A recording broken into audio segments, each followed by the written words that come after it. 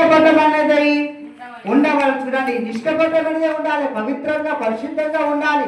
చెడును అసహించుకొని తర్వాత మంచి దానిని హత్తుకోవాలి. దేని హత్తుకోవాలట? మంచి దాన్ని హత్తుకోవాలి. చెడును మనము అసహించుకోవాలి. అదే నిష్కపటమైనటువంటి ప్రేమ అన్న విషయాన్ని మన జ్ఞాపకం చేస్తూ ఉన్నారు. మూడవదిగా మనం చూస్తే మన ప్రేమ కీడు చేయకుండా ఉండాలి. రోమిలకు రాసిన లేఖ 13వ అధ్యాయము 10వ వచనాన్ని మనం చదువుకుందాం.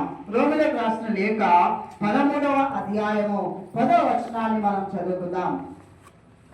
ప్రేమ పొరుగు వానికి కీడు చేయదు గనుక ప్రేమ కలిగి ఉండుట ధర్మశాస్త్రమును నెరవేర్చుటయే. చూడండి, ప్రేమ కీడు చేయదు. ప్రేమ కలిగి జీవించడం ద్వారా దేన్ని నెరవేర్చినట్లట? ధర్మశాస్త్రాన్ని నెరవేర్చినట్లే, పరిశుద్ధ గ్రంథం ప్రకారము మనము జీవించినట్లే అని చెప్పేసి మనకు జ్ఞాపకం చేస్తూ ఉన్నారు. తర్వాత 4వదిగా మనం చూస్తే మన ప్రేమ పాపాలు దోషాలు మన్నించే విధంగా ఉండాలి. మొదటి పేతురు రాసిన పత్రిక 4వ అధ్యాయము 8వ వచనాన్ని మనం చదువుకుందాం. మొదటి పేతురు 4వ అధ్యాయము 8వ వచనము.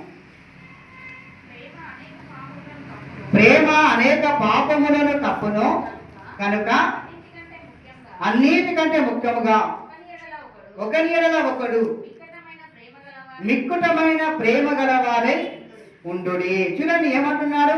ఒకరి ఎడల ఒకరు మిక్కుటమైనటువంటి ప్రేమ గలవారై ఉండండి అని చెప్పేసి అక్కడ మనకు జ్ఞాపకం చేస్తున్నారు. ఈ ప్రేమ కలిగి ఉండడము ద్వారా పాపములను దోషములు ఏం చేస్తుంది?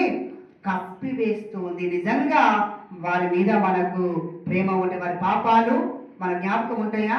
మన జ్ఞాపకం ఉండవు. అదే పరిశుద్ధ పౌలు గారు కూడా ఏమన్నాడు? 1వ కొరింథీయులకు రాసినటువంటి పత్రిక 13వ అధ్యాయము 5లో మనం చూస్తే అక్కడ ఏమంటున్నాడు? ప్రేమ దోషములను లెక్కింపదు అని చెప్పేసి అక్కడ మనకు జ్ఞాపకం చేస్తూ ఉన్నారు. కనుక ఇక ముగింపులో మనము చూస్తూ ఉన్నాం, దేవుని యొక్క ప్రేమ.